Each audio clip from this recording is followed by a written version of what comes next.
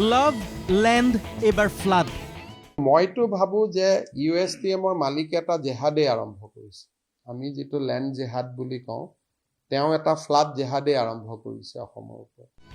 গুৱাহাটীত হোৱা বানৰ বাবে আগদিনা USTMক জগৰীয়া কৰি পিছদিনা নতুন নামকৰণ কৰিলে মুখ্যমন্ত্ৰী হিমন্ত বিশ্ব শৰ্মাই।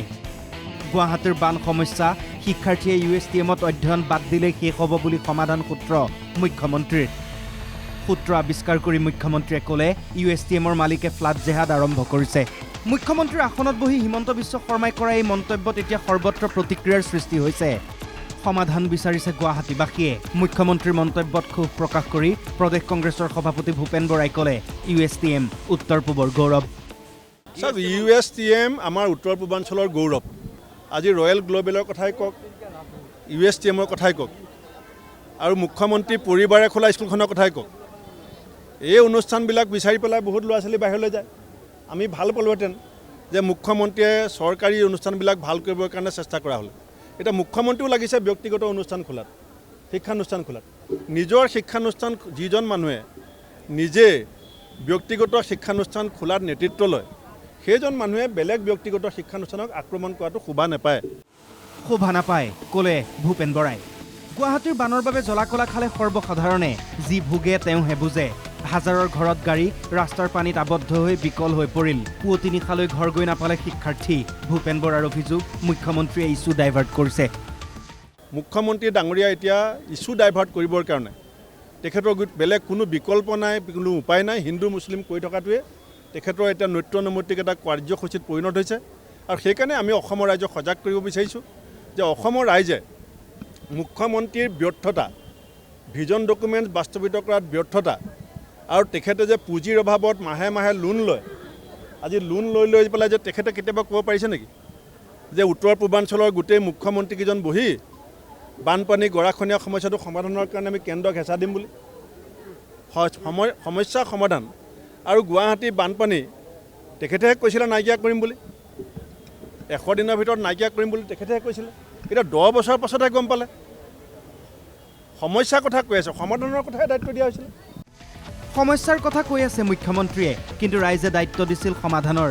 গুৱাহাটীৰ বান, মুখ্যমন্ত্ৰী, USTM আৰু জেহাদক লৈ প্ৰতিক্ৰিয়া বিৰোধী দলপতি দেৱব্ৰত শইকীয়াৰো মুখ্যমন্ত্ৰীয়ে সপোনত দেখে।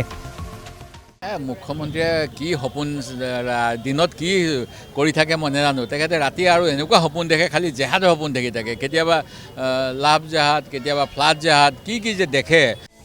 জেহাদ কেৱল জেহাদ। কিন্তু এতিয়াৰ মুখ্যমন্ত্ৰীয়ে নিৰ্বাচনৰ সময়ত বানমুক্ত গুৱাহাটী, বানমুক্ত অসমৰ প্ৰতিশ্ৰুতি দিছিল। বানমুক্ত অসমৰ প্ৰতিশ্ৰুতি, তেওঁলোকৰ যোৱা সময়ছোৱাত নিৰ্বাচন, বানমুক্ত গুৱাহাটীৰ প্ৰতিশ্ৰুতি যোৱা পৌৰসভাৰ নিৰ্বাচনৰ সময়ত। তাৰ পিছতো যদি মুখ্যমন্ত্ৰীয়ে জেহাদৰ কথা কয়, এইটো মই ভাবোঁ যে অতি সন্মানহানিকৰ মন্তব্য। তেখেতে এনেকুৱা কথা নকৈ ভালকৈ কি কাৰণে হৈছে সেইবোৰ বিবেচনা আলোচনা কৰিব লাগে। প্ৰতিক্ৰিয়া প্ৰকাশ কৰি কংগ্ৰেছ নেত্ৰী মীৰা বৰঠাকুৰে ক'লে মুখ্যমন্ত্ৰীক এতিয়া কিছু ৰেষ্টৰ প্ৰয়োজন। মুখ্যমন্ত্ৰীক মই কৈছোঁ ৰেষ্টৰ প্ৰয়োজন হৈছে। তেওঁ কৃত্ৰিম বানপানীৰ কাৰণে USTMটো আজি নহয়, USTMটো আজি বহু বছৰ হ'ল। গতিকে USTMৰ মালিকৰ লগত চাগে তেওঁৰ কিবা অংক মিলা নাই। আশে পাশে মাটি চাগে তেওঁ বিচাৰিছে, পোৱা নাই। গতিকে তাত চাগে তেওঁৰ চাগে শ্ৰীমতীয়ে মাটি বিচাৰিছিলে চাগে, কিবা কাৰণত পোৱা নাই। এনেকুৱা কিবা ব্যক্তিগত কথা থাকিব পাৰে। গছত গৰু উঠা যিবিলাক কথা মুখ্যমন্ত্ৰীয়ে কৈছে, মই মুখ্যমন্ত্ৰীয়ে এসময়ৰ শুভাকাংক্ষী হিচাপে পৰামৰ্শ দিছোঁ যে তেখেতক অলপ ৰেষ্টৰ প্ৰয়োজন হৈছে, তেওঁ অলপ ৰেষ্ট লোৱাটো দৰকাৰ। বিধায়ক ৰফিকুল ইছলামে পৰামৰ্শ আগবঢ়াই ক'লে মুখ্যমন্ত্ৰী এইটো নিৰ্লজ্জ বক্তব্য তেখেতৰ। মুখ্যমন্ত্ৰী নিজৰ ব্যৰ্থতা ঢাকিবলৈ 1 ঘণ্টা বাৰিষা হ'লে গুৱাহাটী মহানগৰ গোটেই পানীৰ তলত বুৰ যায়। হাজাৰ হাজাৰ গাড়ী মানুহৰ বিকল হৈ গ'ল। ছাত্ৰ ছাত্ৰী, অফিচত কাম কৰা মানুহ ঘৰৰ পৰা ওলাই গৈ ৰাতি 12টা-1টালৈকে অফিচত যাব নোৱাৰা অৱস্থা হ'ল। এই ঘটনা, এই ব্যৰ্থতাবিলাক ঢাকিবলৈ তেখেতে ইৰাণ তুৰাণৰ কথা কৈ লাভ নাই, মই ভাবোঁ এই চব কথা।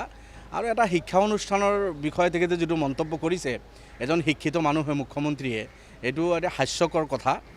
মুখ্যমন্ত্ৰীৰ মন্তব্য হাস্যকৰ। মেঘালয়ৰে সুসম্পৰ্ক মুখ্যমন্ত্ৰীৰ, জেহাদ নাম নিদি সমস্যা সমাধান কৰক। সেই ৰাজ্যৰ লগত দেখোন মুখ্যমন্ত্ৰীৰ ভাল সম্পৰ্ক।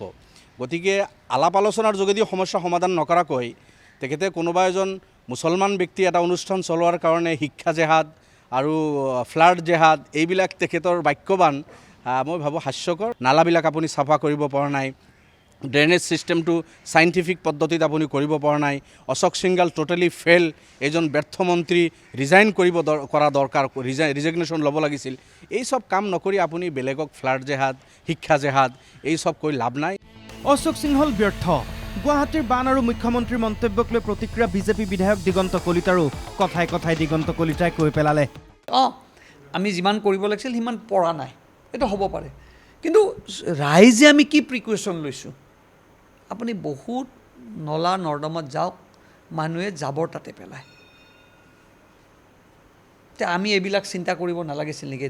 এই ৰাস্তাৰ ওপৰে ওপৰে যে চাড হাউচবিলাক কৰিছে, গোটেইটো এতিয়া ৰাস্তাৰ ওপৰে ওপৰে আছে। সেই জাবৰবিলাক ক'ত পেলাই আছে? আজি প্লাষ্টিকটো, সেইটোতো আমাৰ এটা কাৰণ হ'ব পাৰে। যেতিয়ালৈকে মানুহ আমি ইয়াৰ পৰা ওলাই নাযাম আৰু এখন নতুন গুৱাহাটী নকৰিম, এই সমস্যা দিনে দিনে বাঢ়িব। চৰ্চিত এই বিষয়ে বিৰোধীয়ে কৈছে, গুৱাহাটীৰ বানক লৈ ৰাজনীতি নকৰিব। শাসক পক্ষৰ আহ্বান, ৰাইজে আমাক ভুল নুবুজিব।